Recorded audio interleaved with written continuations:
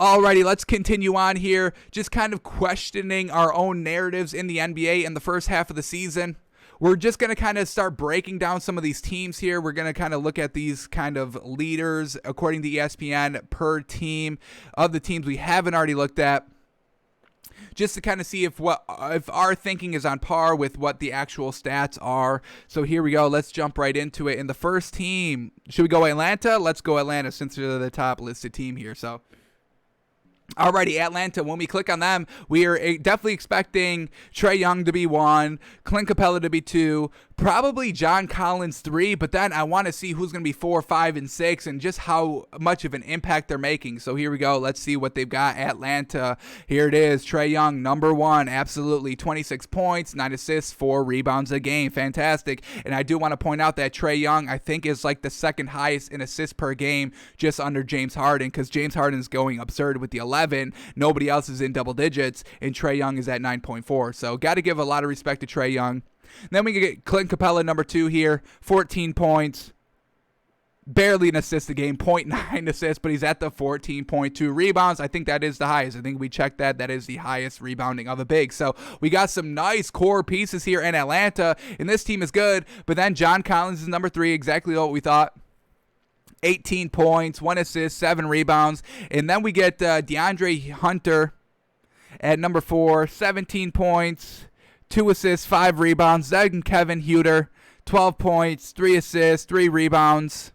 We get Danilo Gallinari. We see him coming off the bench a lot, and he's got 11 points a game, 1 rebound, 1 assist, 3 rebounds for Danilo Gallinari.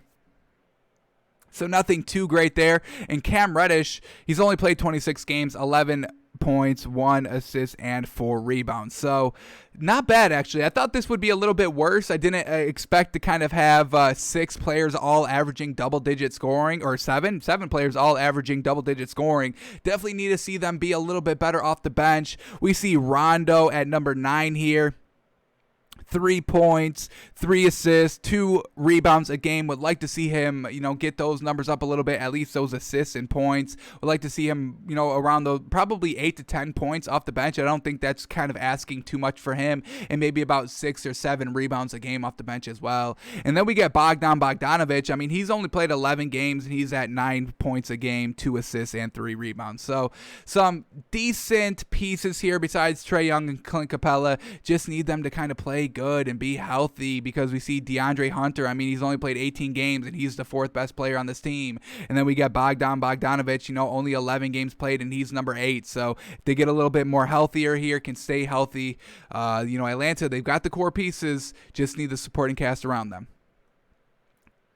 Alrighty, we looked at did we look at Boston already? Well, let's look at Boston. We did look at Boston already. Marcus Smart is number 4, Kemba Walker 3, Daniel Tice is 5. We are actually a little bit more impressed with Tristan Thompson a little bit overall than Daniel Tice. That's what we saw when we looked at Boston. We looked at Brooklyn. We can go to the Hornets now. Let's see, how this is faring out. I would probably expect LaMelo Ball to be 1. How crazy is that, from coming off the bench to be kind of, your number 1 player overall on the team? So I got to see LaMelo Ball 1. Probably expect Terry Rozier to be 2.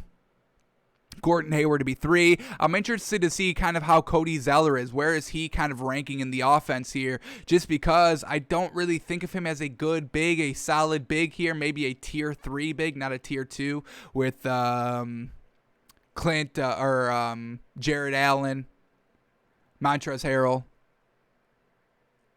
Putting them in tier 2.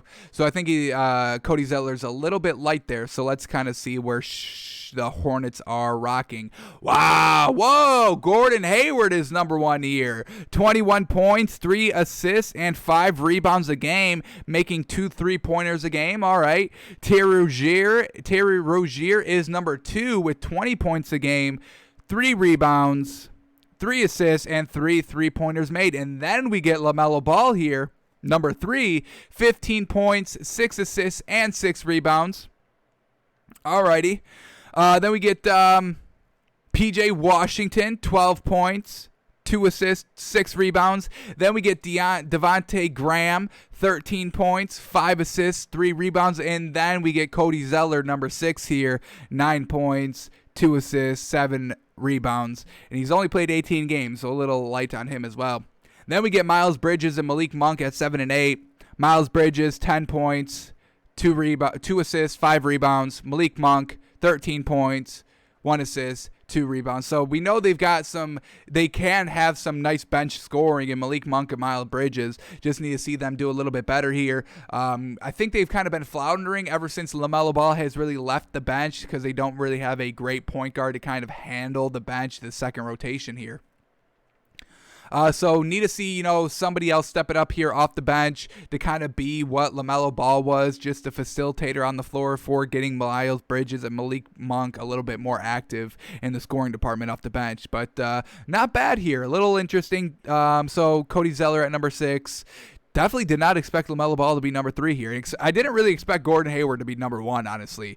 So that was a little surprising. All right. So not bad here. All right. Charlotte. The Hornets, they've got some nice pieces, and as we said, they are currently number 7 in the East, so they still can make the playoffs. They're currently in the playoffs, so absolutely.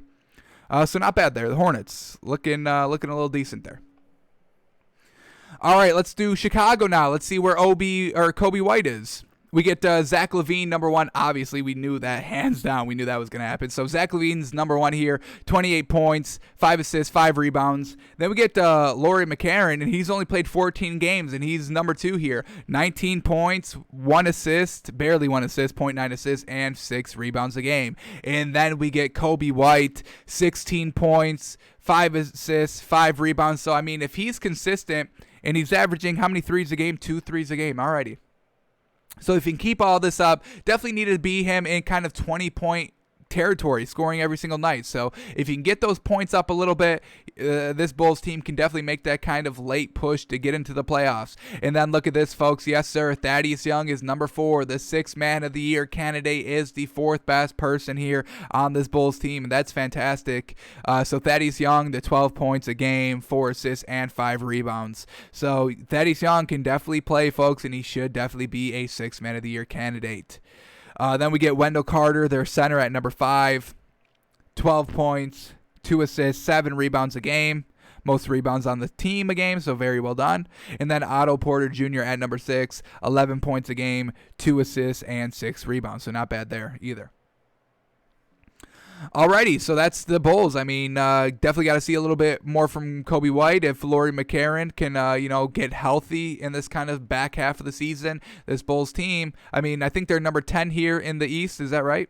They're number 9 here in the East. So, the East is truly competitive, folks. At the break, what do we got here? The top... the difference between 4 and 12 is really only 5 games. So, there's going to be a lot of jump here in the East here, and it's going to come down to the wire. So, a lot of teams can make it. The Bulls, the Hornets, the Raptors, the Pacers, the Hawks, the Wizards, the Cavs can all kind of make, the 7th, 8th seed here in the East. So, a lot of teams up for grabs here, a lot of chances here.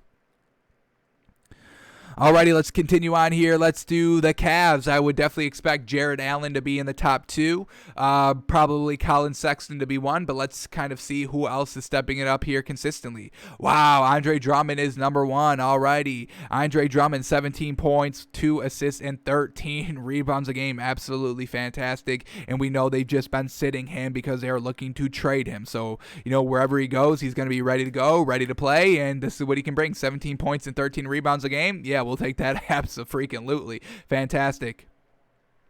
Then we get Colin Sexton at 2, 24 points, 4 assists, 2 rebounds. And then we get Jared Allen at 3, 14 points, and 9 rebounds. So, yes, Jared Allen is technically the 2 here because Andre Drummond is kind of no longer on this team.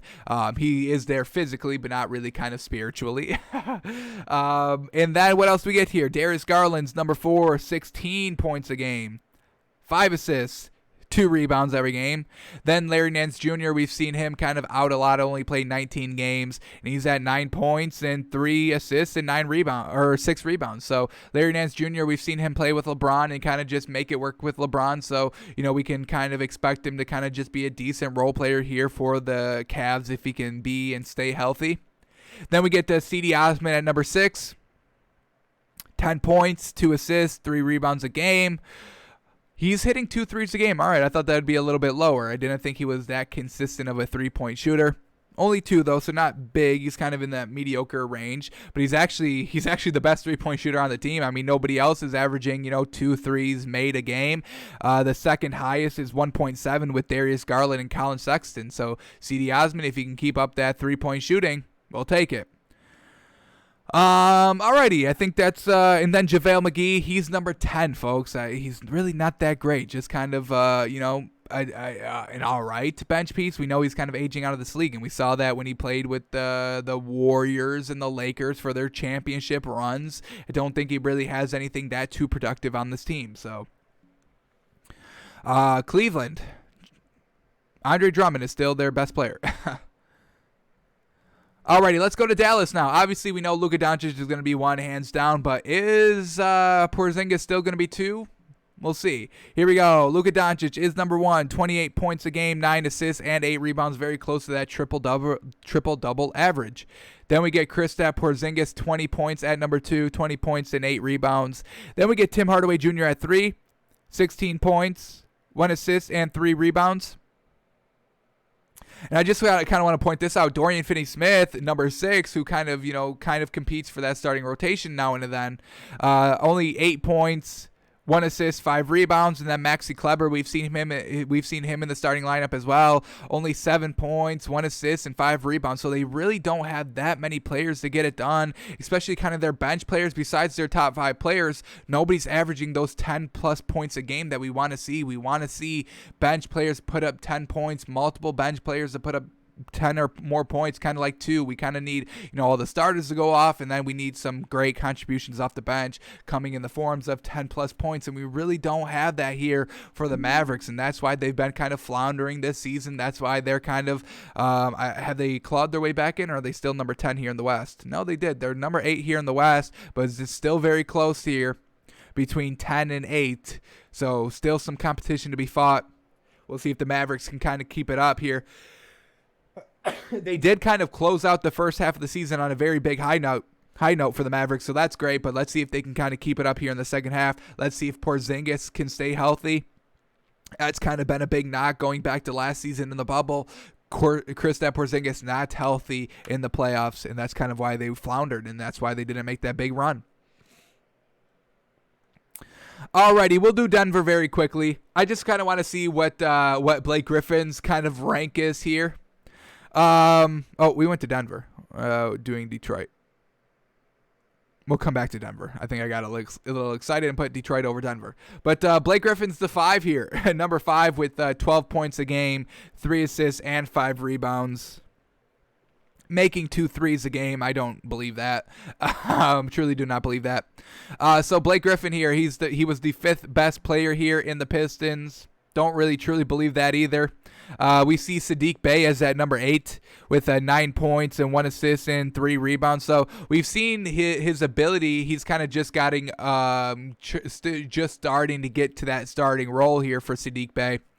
But we've seen him do some good things. We've seen him be able to put up, 12, 15 plus points, the 7 plus rebounds. So if he can kind of do that a little bit more consistently and maybe at a little bit of a better pace, because now he's kind of, the second best option besides Jeremy Grant out here. So we kind of need to see Saddiq Bey to start stepping it up here. But overall, this Detroit team is really nothing great. I mean, Derrick Rose was number 4. He's still number 4, and he's not even there anymore. He only played 15 games for them. So Derrick Rose was above Blake Griffin, truly deserved there. Number 4 for Derrick Rose, number 5 for Blake Griffin. So nothing really great on this Detroit team. Now let's go back to the Denver Nuggets here. Obviously the top 3 are Jokic, Murray, and Michael Porter Jr. Then we get Will Barton and Paul Millsap. So, the fact that they've been missing a couple of games here down the stretch, I mean, that just speaks to, how much they need their starting roster. And we know that because now you're losing your depth at the bench because they do have some nice bench players. You got Monte Morris putting up 10 points, 3 assists, 2 rebounds. You get JaMychal Green, who's putting up 9 points and 6 rebounds. Gary Harris putting up 9 points and just those 9 points off the bench, and he's been out for a little bit. PJ Dozier, 7 points, 3 assists. So they are decently deep here. I hate this. Bobo is number 14 because he's not playing. He's only playing 5 minutes a game. Want to see this man more in the starting lineup, and it's so disrespectful that he still wasn't seeing minutes, even with Paul Millsap being out and Gary Harris being out. Get him involved a little bit more. You've got some options, but they still don't put him in. Unfortunate.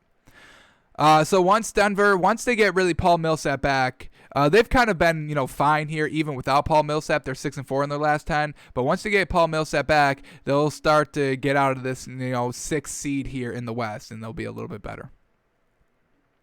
And let's quickly look at Michael Porter Jr., just kind of his averages. He's putting up 14 points a game, 1 assist, and 7 rebounds. So that's fantastic. 2.4 threes made a game. He's actually the second most three-pointers made a game. Jamal Murray, number 1 with 2.6. Michael Porter Jr., 2 with 2.4. Alrighty, what else do we got to look at? We looked at the Warriors. I don't even want to look at Houston. We'll do them quickly, but, they're trash. James Harden is still the best Rockets player at number 1. Christian Wood is still the number 2 here, and he's only played 17 games. John Wall and Victor Oladipo are 3 and 4, but DeMarcus Cousins is still 6, and he hasn't played, for a very long while. So, there's really just nothing great on this team. And when you take out, their 2 centers because they don't have DeMarcus Cousins anymore and Christian Wood is still injured, their next center is number 9 with 6 points and 4 rebounds a game. It's just there's really nothing great on this Houston team. Actually, very trash. Alrighty, who else should we look at now? Let's go to, what else we got here? Let's do Milwaukee. Let's predict them before we look at them. But obviously, Giannis is going to be number 1. I would probably expect Chris Middleton to be number 2. Then Brook Lopez to be number 3. But just kind of want to see what their supporting cast is kind of doing here. 4 would probably be maybe Drew Holiday, depending on how many games he played. I can't really remember how many games he played, but he still may be up there. Then maybe... Is Dante DiVincenzo going to be 5? Let's see what we get here. So here we go, Milwaukee. Giannis, obviously number 1 here. 29 points, 5 assists, and 11 rebounds a game. Chris Middleton, number 2, 20 points a game. 5 assists, 6 rebounds. He's putting up 2.3s a game, and he is the leader. So, that's kind of what we say. Chris Middleton needs to kind of be the consistent number 2 here, hitting all the threes. And we kind of see him kind of be a little lackluster some nights. Then we get Drew Holiday, number 3 in only 26 games. 15 points, 5 assists, 4 rebounds. So since he's now healthy again, getting him back into the starting lineup is probably something that's going to happen right after the All-Star break. So their first game back, Drew Holiday should be back in the starting lineup. Then number 4 is Bobby Portis. All right, 10 points a game, 7 rebounds, fantastic. Then we get Dante DiVincenzo at 10 points and 4 assists a game. 3 assists, 4 rebounds a game. Then Brook Lopez at number 6 here, 10 points, 5 rebounds a game. Pat Connaughton averaging 6. Just look at this big old drop-off between kind of points between just kind of their main people. Giannis, 29. Chris Middleton, 20. Drew Holiday, 15. Bobby Portis, 10. And then Dante DiVincenzo, 10. And Brook Lopez, 10. But then, so those are their top 6 players. Then Pat Connaughton is at 6. And then Brian Forbes is at 9. And then DJ Augustin is at 6. So Torrey Craig is at 2. Torrey Craig is at 2, unfortunately. So they're not that deep here in the scoring department. That's why just everybody needs to be on it. When, Chris Middleton has kind of a lackluster game where he's not in those kind of 20 points a game category, they're losing most of these games because Chris Middleton is truly the number 2 here, and he needs to be a little bit better. So I'm still not buying this Bucks team. The stats, the film, looking at them at game to game, nothing screams a great team to me for these players. All right, let's move on. Let's do this The Knicks. This should be good. Honestly, I don't really know. I mean, probably, obviously, who's their guy? Julius Randle's probably going to be number one, obviously, just because he's an all-star and he's having a great season. And then probably RJ Barrett number two. But then I'm not sure who's going to be kind of 3, 4, 5, 6, or 7 because kind of their starters and bench players kind of just blend together besides RJ Barrett and Julius Randle. So let's see what the Knicks are kind of working with here. Julius Randle, obviously number one here, 23 points a game, 5 assists, 11 rebounds. RJ Barrett, 16 points a game, 2 assists, 6 rebounds. And then look at this, Derrick Rose, who's only played 10 games, is number 3 in this offense. 12 points, 4 assists, 2 rebounds a game. Then we get Mitchell Robinson at number 4, 8 points and 8 rebounds. Elfrid Payton, 12 points, 3 assists, 3 rebounds. Alec Burks, 11 points. 11 points, 2 assists, 4 rebounds. Emmanuel Quickley, 12 points, 2 assists, 2 rebounds. Nerlens Noel, 4 points, 6 rebounds. Reggie Bullock, 8 points, 3 rebounds. Austin Rivers, even though he played 21 games, 7 points, 2 assists, 2 rebounds. Taj Gibson, 3 points, 4 rebounds. Obi Toppin, 4 points, 1 rebound. Not even an assist. So, I mean, they've got some nice pieces here. We've got 1, 2, 3, 4, 5. Is that only 5 players in double-digit scoring? But then we get, 1, 2, 3, 4, 5, 6, 7, 8. 8 players with all 5 or plus shooting besides those other ones. So not bad here by the Knicks. Obviously, they don't have really kind of a true number 2. RJ Barrett, I mean, he's good, but he's not kind of, they don't really have a superstar. Julius Randle's not a superstar. RJ Barrett's kind of a number 2 here, but that's why, this Knicks team, I'm a little nervous for them in the back half of the season. They really just need to all be on. They are the new Raptors team, all these role players. Even the Raptors had, a superstar in Kyle Lowry, obviously Kawhi Leonard when they won the championship, but we're kind of talking after Kawhi Leonard. These kind of, at least they had Kyle Lowry to kind of be their superstar. This Knicks team, they don't have that kind of superstar, so they all need to be on, especially their bench. So we'll see what they do in the back half of the season, but very well done to Derrick Rose to just be instant success here, instant contribution for this Knicks team. Love it. Alrighty, any other teams here that we should be looking at? What else we get? Thunder, no, I mean, we know that already. Orlando, not really. Philadelphia, we've already looked at them. Phoenix, we already looked at them. No, we didn't look at them. So let's look at them real quick. I would probably assume Devin Booker's 1, Chris Paul's 2, DeAndre Ayton's 3. But let's kind of see. I would expect Jay Crowder to probably be 4 as well. I just kind of want to see the depth of this Phoenix team and what they're doing. So here we go. Let's look at this.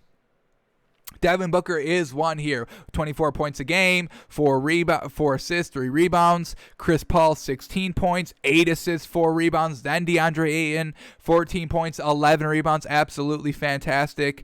Then we get Mikal Bridges at 4, 13 points, 2 assists, 5 rebounds. Then we get Jay Crowder, 10 points, 5 rebounds, 2 assists. Then we get Dario Saric, 11 points, 4 assists, or 4 rebounds.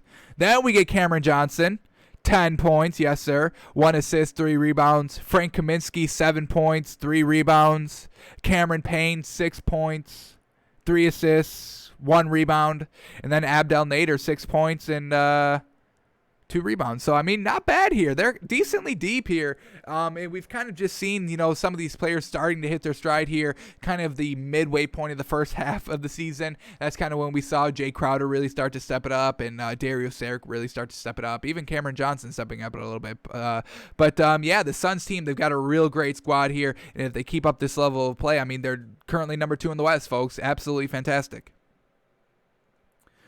Alrighty, and then we're going to finish off with Portland, because I want to see what is going on. I want to say that CJ McCollum is probably still the number 2 here. Obviously, Damian Lillard's going to be the number 1, but I just want to kind of show of how great Damian Lillard is doing without their other great pieces in Nurkic and McCollum. So let's see what's going on with the Blazers, and then we'll move on. So here we go. Damian Lillard is number 1, 29 points, 8 assists. Is that right? Holy cow, 8 assists a game. I did not expect that. And 4 rebounds. This man is putting up 38 points and 8 assists a game, folks. Absolutely magnificent. truly MVP candidate. And then CJ McCollum is still number 2, and he's only played 13 games, averaging 26 points a game, 5 assists, and 3 rebounds. So, I mean, that's a huge piece that they're missing, and they're still number 5 in the West. I mean, it's just absolutely fantastic what Damian Lillard is doing here. And then Enes Kanter is number 3, 11 points and 11 rebounds. Then Nurkic is number 4. So, 2 of their top 4 players here are not even playing. Nurkic has only played 12 games. McCollum has only played 13 games. And they're still the top 5 players in this team. And Damian Lillard is still getting wins. Give this man MVP. Carmelo Anthony, number 5 here. 13 points a game, 3 rebounds. He's been fantastic off the bench. Gary Trent Jr., 15 points. He's putting up 3 3-pointers a game. That's fantastic. Yeah, that's basically what Gary Trent Jr. is, just a scorer. And then when we look at the threes here, Damian Lillard's making 4, and CJ McCollum's making 4.8 threes a game. I mean, that's just so much production that they're losing with McCollum not on the floor. Then Robert Covington at number 7, 7 points, 6 rebounds. Then Derrick Jones Jr., 8 points, no assists, 4 rebounds a game. And that's what we want to see from freaking Derrick Jones Jr. We want to see him do something more than this. The points is decent with 8. I would like to, obviously, for him to have more, but not even averaging assists a game. Gotta get better there. 4 rebounds a game. It's not bad, but he can do so much more. And then Anthony Simons here. 8 points, 2 rebounds. Rodney Hood's only putting up 5 points a game. Nasir Little's only putting up 5 points a game. So, I mean, they are making all these kind of players work without McCollum and Nurkic in the lineup. Damian Lillard is having great success here. So, God, honestly, we have to start I mean, we do here at Takes by Fans. I'm just saying the media in general has to start respecting Portland more and really has to start to looking at Damian Lillard for the MVP, because what he's doing for this team right now without McCollum and Nurkic, it's absolutely magnificent, folks. I mean, look at, the clear front runner is probably, let's just say, Joel Embiid for the sake of argument. And they're number 1 in the West with only 24 wins. I mean, look what the Blazers are doing, 21 wins without 2 of their top 2 pieces, 2 of their top 4 pieces here. And Damian Lillard is willing them to 21 wins in the 5th seed in the West, so only 3 games out from what the 76ers are doing. I mean, if, let's just say, Ben Simmons and Tobias Harris were absent for this 76ers team with Joel Embiid, would he be able to kind of pick up the slack and still get these wins without Tobias Harris and Ben Simmons? I don't think he could, folks. I don't think he could. So we truly have to start respecting Damian Lillard for MVP. I've had enough. I have had enough here.